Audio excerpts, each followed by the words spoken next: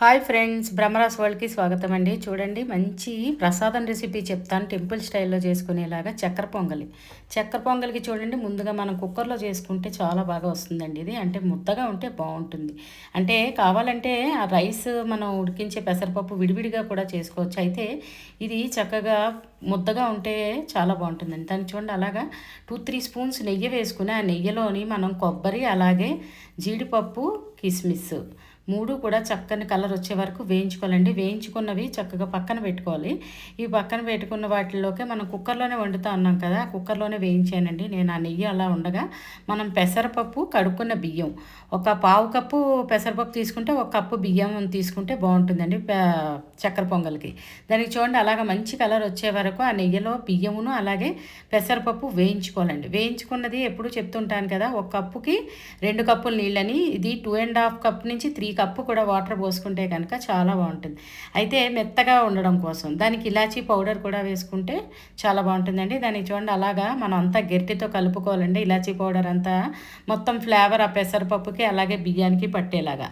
దాన్ని కొద్దిగా ఉడుకు పట్టిన తర్వాత మనం కుక్కర్ మూత పెట్టుకుని ఇంచుమించు 2-3 విజిల్స్ రానిస్తే కనుక మంచిగా కుక్ అవుతుందండి. కుక్ అయిన దాన్ని మనం చల్లారిన తర్వాత మూత తీసుకుని దాన్ని ఒకసారి గట్టితో ఎంపుకోవాలండి.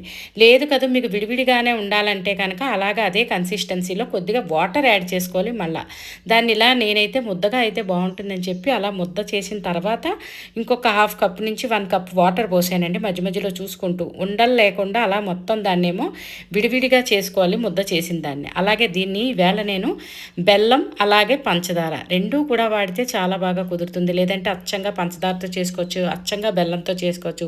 ఫర్దర్ వీడియోలో నేను అలా కూడా చేసినప్పుడు తప్పకుండా షేర్ చేస్తానండి. ఈవేళ బెల్లం పంచదార కలిపి వాడానండి.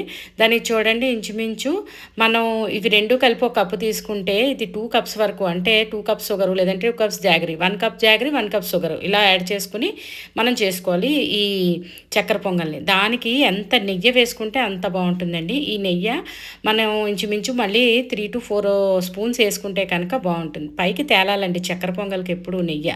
ప్రసాదమైనా చూడండి, పరవాణం వండుతాం కదా బెల్లం పరవాణం, దానికైనా అంతే కొద్దిగా నెయ్యి వేసుకుంటే టేస్ట్ చాలా బాగుంటుంది. దాన్ని చూడండి, అలాగా మొత్తం అంతా మళ్ళా ఆ పంచదార బెల్లం అన్నీ కరిగే వరకు ఉంచుకున్న తర్వాత నెయ్యి వేసుకుని మనం ఇందాకలా డ్రై ఫ్రూట్స్ వేయించుకున్నాం కదండి, కొబ్బరి అలాగే జీడిపప్పు, కిస్మిస్ ఇవన్నీ మధ్యలో కొంచెం వేసుకుని కలుపుకోవాలండి. మళ్ళా దాన్ని ఇంకొంచెం ఉంచుకుని వేయించుకున్నవి ఇదంతా మనం సర్వింగ్ బౌల్లోకి తీసుకున్న తర్వాత మళ్ళీ డ్రై ఫ్రూట్స్ అలాగే కొబ్బరి వేసుకుంటే కనుక చాలా బాగుంటుందండి. మీరు కూడా ఈ చక్కెర పొంగల్ని ఇలా ట్రై చేసి మీకు ఎలా కుదిరిందో కమెంట్ పెట్టండి. ఛానల్ సబ్స్క్రైబ్ చేసుకోకపోతే సబ్స్క్రైబ్ చేసుకోండి. ఒకవేళ చేసుకున్నట్టయితే ఫ్రెండ్స్తో రిలేటివ్స్తో తప్పకుండా షేర్ చేయండి.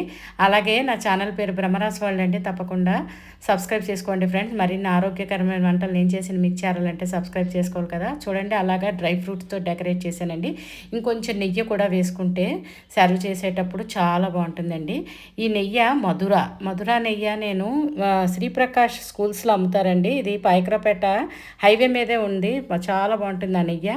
ప్రతి స్వీట్కి వాడుతూ ఉంటాను, చాలా బాగుంటుంది. అంటే మన ఇంట్లో చేసుకున్న నెయ్యి ఉంటే ఓకే, లేదంటే నేను బయట కొనాలంటే కనుక మధుర నెయ్యి వాడతానండి. స్వీట్స్ చాలా బాగా కుదురుతాయి. మీరు కూడా ఒకవేళ అలా కాకినాడ కానీ ఎప్పుడైనా అలా రాజమండ్రి కానీ వెళ్ళేటప్పుడు ఆ హైవే మీదే ఉంటుందండి పాయకరాపేట.